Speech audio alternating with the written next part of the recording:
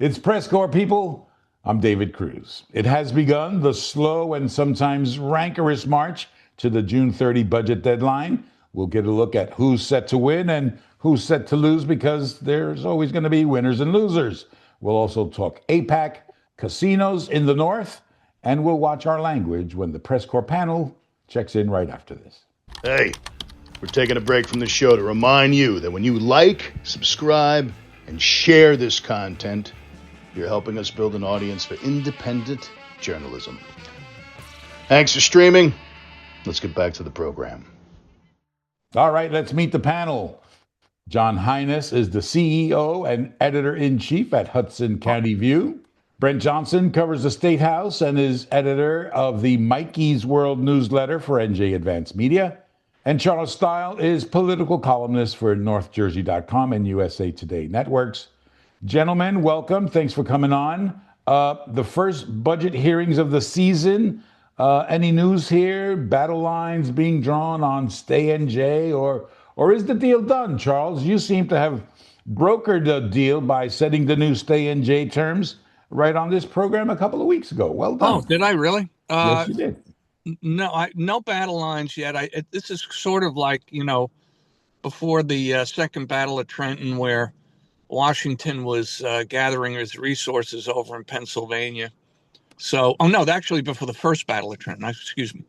So just keeping a watch on the Hessians. No, this is no big developments yet. There was the first hearing down in Trenton where the normal constituent groups that depend on the budget for salary increases and funding came to make their pitch. Nothing dramatic, and I haven't seen any smoke coming out of or any rumbling coming out of the Assembly Speaker's office yet. Yeah. So we'll have to see what card they play, whether they're going to go along with the haircut that Governor Sherrill has proposed, the StayNJ, or whether they're going to fight it. That's going to really be the premier top of the card battle. But there's others, I'm sure, that's definitely going to emerge. I know you made the reference, but I was at neither of the battles of Trenton, Charles. Brent, usual suspects, as Charlie said.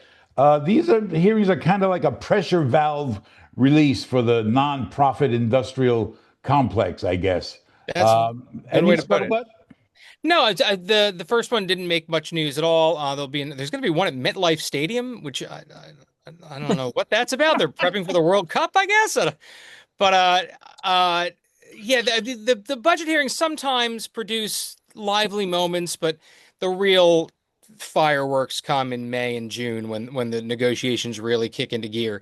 And as Charlie said, I've heard no indications of anything from Coughlin's camp. He's did the perfunctory, we care about property tax relief statement, but I heard maybe he's keeping his powder dry but a lot of people expect him to come to some sort of agreement with her. Maybe they'll meet somewhere in the middle, but this is going to be definitely one to watch. This always happens the first year governors, that they tend to. Murphy battled with Sweeney and Coughlin, and so we'll see, but there's going to be a lot to look out for. All right. Let's meet and welcome John Heinis. He's the boss over at Hudson County View, which has outlasted the Jersey Journal and the Hudson Reporter. John, welcome. Thanks for having me, David. Yeah, so we've been doing this since June 2014. And, 2014? Yeah. Wow. Yeah, thank you. And, as you guys well know, and I'm sure anyone who ends up watching this well knows, we really like to hone in on the government and politics. And as you know very well, David, there's no shortage of fun and excitement here in Hudson County. So tell me what the landscape is like now over there for news in Hudson County, which, as I said, no longer has a daily newspaper. Well, basically, it's me, HUD Post, and Jersey City Times for the most part. There is a lot of blogging, and there is quite a few town-specific pages. Like there is the Observer, for example, that does just Kearney, Harrison, East Newark, and occasionally some of the neighboring towns like North Arlington. And then but Jersey City Times does a lot of daily for Jersey City. I mean, they're publishing Monday through Friday as well. Yeah. But in a nutshell, that's about where we're at. I mean, yeah, the days of getting your daily or weekly newspaper are pretty much officially over here. Yeah, I want to talk about that a little bit later on in the show. So welcome to you. Any impressions on the first week of budget season? Yeah, I mean, look, I think Charles and Brent summed it up. I mean, fairly calm waters right now, not too much going on. at least not in the public domain. But look, it's a $3 billion deficit. And as you guys have aptly reported, Governor Sherrill's changes to StayNJ could have some big implications here. I mean, the lowering the income cap down to 250,000. Sorry, from 500,000 to 250,000, and lowering the benefits, capping it at $4,000, among other things. I'm sure that the Assembly Speaker, being this that it's a pet project of his, I'm sure he's not going to just want to go with what was said at the initial budget address. I'm sure they're going to want to meet somewhere in the middle, and we'll see what happens from there. But yeah, at this very moment, it doesn't seem like there's too much to talk about just yet. Meanwhile, unemployment is heading up to 6% in the state. Let me stay with you, John. You got a couple of activist assembly members in Hudson with Katie Brennan and Ravi Bala, but they aren't talking economy, are they? At this moment, they haven't been talking economy, though interesting you mentioned that, David, because as a matter of fact, they're going to be holding a town hall in Jersey City next week to talk about the state budget. So they put that invite out to the constituents of the 32nd Legislative District to see what they'd like to be included or not in this state budget. So obviously, they're just two votes, but to your point, a lot of people have felt, or at least some people have felt, that they're focusing a lot on national issues. So they're bringing it back to the local on this one. I guess going directly into voters and constituents' backyard. So with that said, 6% unemployment. Look, we'd all like the number to be at zero. Obviously, that's not realistic. I guess really New Jersey's going to follow the national trend like most states. So, with everything that's happening overseas in the Middle East and in Iran, obviously it doesn't look positive right now, but we're kind of just at the mercy of the federal government for the most part, as far as I can tell. Charlie, anyone alarmed yet about a potential 6% unemployment rate in New Jersey? I haven't. I have not heard people, mentioning it or complaining yet about it. Yeah.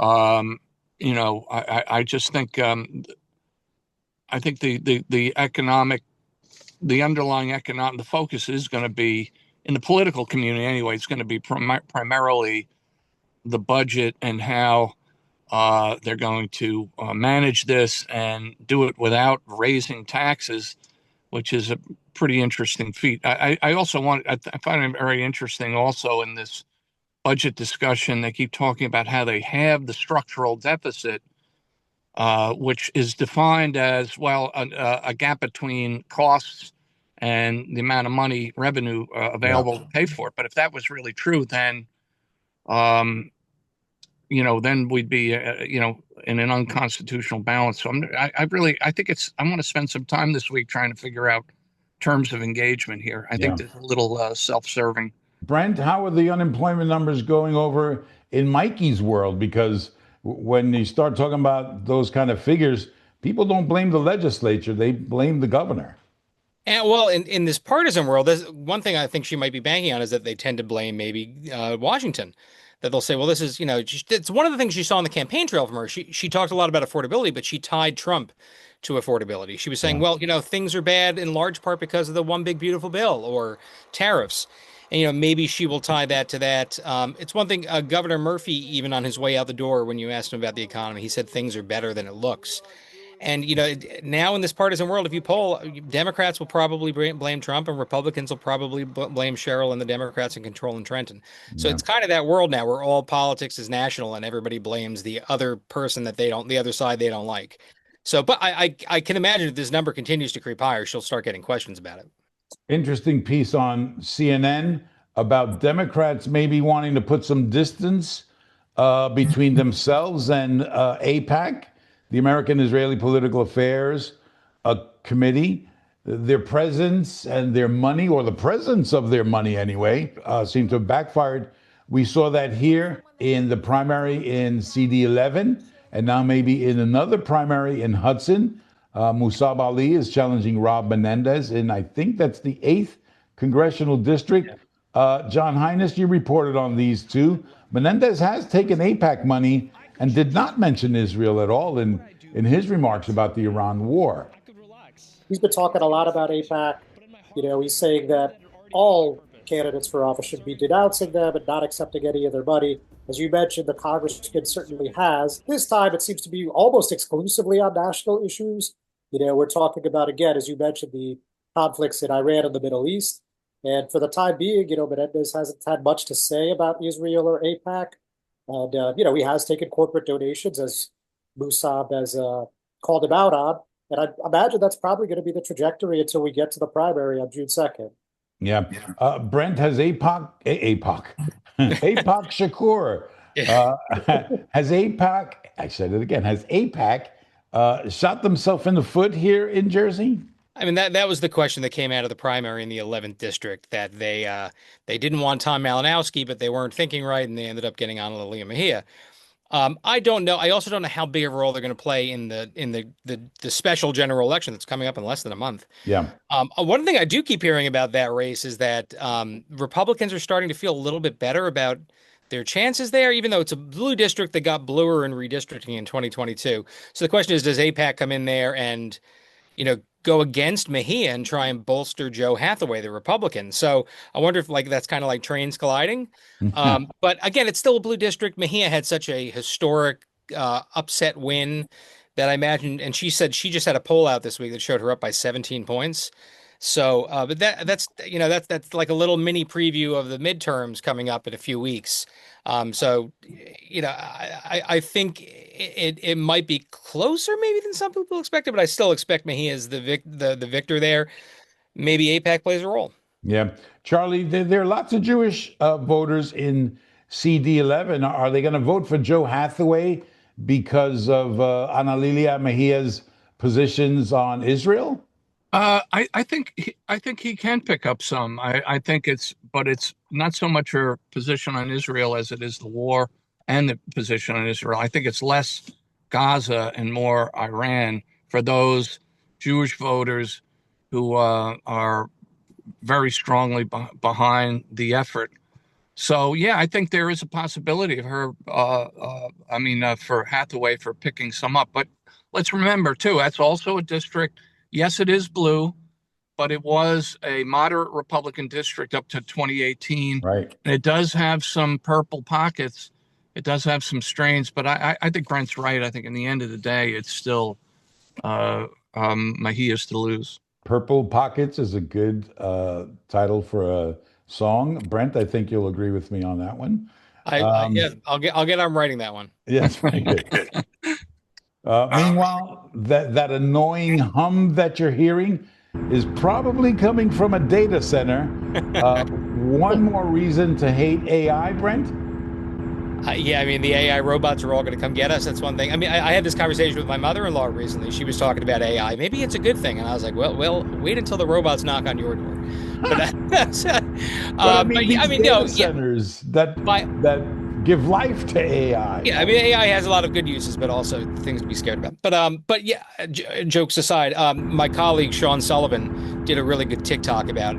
You should go out and check if you folks, the kids are on TikTok, to watch what he had to say about data centers, because it's slowly becoming a political issue. You saw one was shut down in New Brunswick, and people ran out into the streets claiming that we stopped it. And because utility costs were a big center of Sherrill's campaign, saying she was going to freeze them. And you'll hear a lot of people point the fingers at data centers, saying that that's part of the reason why bills are skyrocketing. They drink up all the water. Yeah. They're loud AF. Yeah. Well, and so it's trying to explain something that is so nuanced as energy bills and the energy crisis is very difficult. But that's one of many things people say contribute. I mean, experts say contribute to this issue.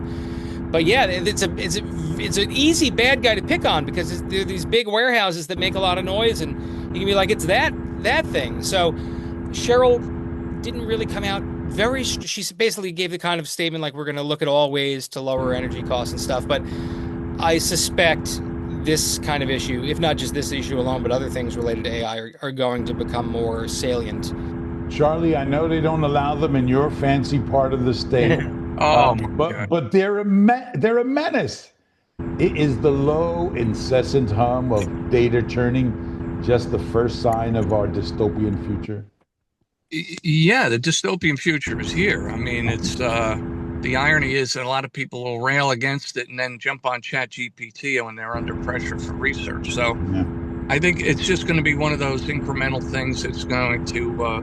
This reminds me of the dawn of the internet age when people had this. This didn't. The internet didn't have that environmental component, but it certainly had that. It's both. It's great. It's good and it's evil at the same time. And Yeah. how do you toggle between? How do you balance the two? I think that the hum that they're hearing in Vineland is going to be my new ringtone. Moving on, North Jersey casinos under consideration again. John Heinis, New York has a bunch of casinos coming soon. Does North Jersey need to compete and bring casinos to the Meadowlands? I mean, do they need it? No. I mean, there's very few necessities in life, David, as you well know. But I mean, look, does that mean they're not going to try?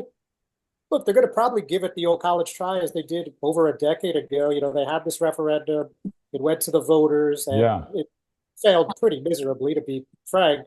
You would think that But they'd have learned their lesson in that regard. Is the you would think, environment different, Brent? I don't think so. I mean, this failed pretty bad. I went back and read. Yeah. First of all, this was the night Trump won the first time was when Oh this my got gosh. shot down. This was 2016. So I went back and looked and was like, when did this happen? I remember that was the other thing I was juggling that night. We were trying to figure out what was going on with the presidential and the North Jersey casino thing. And we put it to bed early because it was like 70-30, 80-20, Right. something like that. And I mean, people didn't want it then. I can't imagine what changed 10 years. The only thing is I heard some South Jersey lawmakers seem a little more open to it. They were saying like, well, now Walmart, it's like a Walmart, casinos are like Walmarts. They're on every corner, which is true. Like when you go into Cleveland, that's what I was thinking. When you go to downtown Cleveland and go next to Progressive Field where the Indians play, right next to it is a casino. It's just like, that's what it is now. That's kind of how things are. But I don't know. You still need voters, and getting voters on board with anything like this is usually a difficult task, unless it's marijuana, as we learned, 8 years ago. But like, so I don't know. I don't know if people may approve it and then forget that it's at the Meadowlands because everyone gambles on their phone now. So All right, a couple of media matters here. Some activity around public media and local news this week. A few bills, an advertising set aside bill from Senator Zwicker that would put some money aside specifically for smaller local news outlets. Charlie, too late to save local news outlets with that? No, I don't think so. I think we've seen experiments, not necessarily with news, but we saw this with the financing of public campaigns, public financing, and I thought that experiment showed some real positive signs. It just it's just the political follow through is really the issue, and I think there's probably substantial support to give it a try, even in these straitened times with the budget. And so, yeah, I think it's just a question of giving it more than just one or two budget cycles just to help the project along. John, I take it you'll take some of that local advertising money, yeah? yeah, that would be a fair statement to make, David. On No, but to like, public should. media, though. Speaking of public media, there's another bill, a 50-cent hotel occupancy tax surcharge that would raise around 10 to 12 million dollars a year for public media, where I used to work for a long time.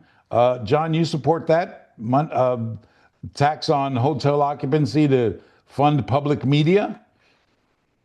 yeah, I mean, listen, I think both of these bills are worth a try.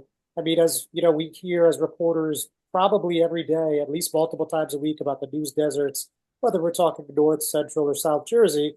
So, I mean, listen, I think it's worth a try. And if it doesn't work, we could always go back to the drawing board. But the alternative is to do what's been done in the past, which is nothing. And Yeah. obviously, if you do nothing, you're going to get nothing. So, Brent, does the public think that spending or investing around 10 or 15 million dollars is a worthy endeavor in these budget times for public television? I can't imagine a lot of people I mean, the media isn't very popular despite that it should be, because I don't know what they would do without media outlets. But yeah, I can imagine this could get some pushback from the crowd of, all media is corrupt type thing. Although probably media in any form, whether it be independent media, social media, people who actually know what they're talking about is more critical than ever. Whether or not the money in the budget is for that, I certainly hope so. I want more media in the state. I want more things being covered, Right. and you need money to do that. So I would hope that people would understand that this is only in their best interest. I agree. And, that is one of the concerns about this. We've always heard this. Should taxpayers be funding media, and should the media be depending on taxpayers as their paymaster? And because isn't that an inherent conflict? And yes, that's a legitimate question. It's a question, though, that has always shadowed uneasily New Jersey Network and its successors for generations or for decades. And we always seem to manage to get through. We've had great journalism from that entity. And I feel in this time of, crisis, I think the public will probably, you might have some, anti-media cranks, anti-government cranks who say some things about it, but I think it's easily sellable. Yeah, the common misconception about support for public media is that people think it's 100% supported by the government, and that's quite not true. Having worked in that environment, both in television and radio, the government portion of the contributions actually turn out to be a small percentage. The rest comes from viewers like you. That's where you get your tote bags from. That's right. Yeah. The entire tote bag economy is kept alive by public television. All right, home stretch here. Governor MIkie Sherrill says she wants AI instruction embedded in education from kindergarten to college. Charles, did she just sign our surrender? I think it's pretty just the pragmatic, just facing reality. I don't think she's going to get a ton of pushback. I think there are parents out there who fear, though, that if AI is going to ruin their children's ability to develop critical thinking. Yeah. So maybe this is a preemptive way to integrate it rather than just do nothing and let it swarm over education. Yeah, it's no joke. Lastly here, Brian Bergen versus Katie Brennan, two assembly members arguing over whose language is worse. Panel, which is worse? A, calling someone an a-hole in the assembly chambers, or B, a bill whose acronym is FUCKICE? Brent, you're our profanity expert. A or B? I will say that as most people know, I grew up Mormon, and I don't remember saying a curse word until high school when I was provoked because my parents would have gotten mad at me. Yeah. So I may not be the best person to talk about profanity, but yeah, I don't. I mean, the sponsors will say that the profanity is needed for such a strong topic, and the critics will say that, then let it speak for itself. You don't need it, but it's gotten attention. So. But I'm not, try not to curse, I guess. I mean, but some movies are made better by it. Like Good Will Hunting wouldn't be as good without the F word. A nuanced answer. John, A or B? Well, I got to agree with Brett. I mean, I don't think one's necessarily better or worse. I think it's just, is it the beauty of the beholder kind of thing? Yeah. I mean, neither is great, neither is ideal. And if you look at the ethics complaint from Brian Bergen, you look at the letter of the law, the state code, he probably is right. The bill probably does violate the code. But, I mean, is this really like the best use of our time and resources in Trenton? I think most people would say no. Charlie? I give them both an A for performative politics and finding a way to being backbench members of the assembly, which struggles to get attention, and their ability to get attention. Perfect together. All right. PRESSCORE is done for the week. Charles Stile, Brent Johnson, John Heinis, thank you all. And thanks to all of you for streaming, liking, and subscribing. I'm David Cruz. We'll see you next week.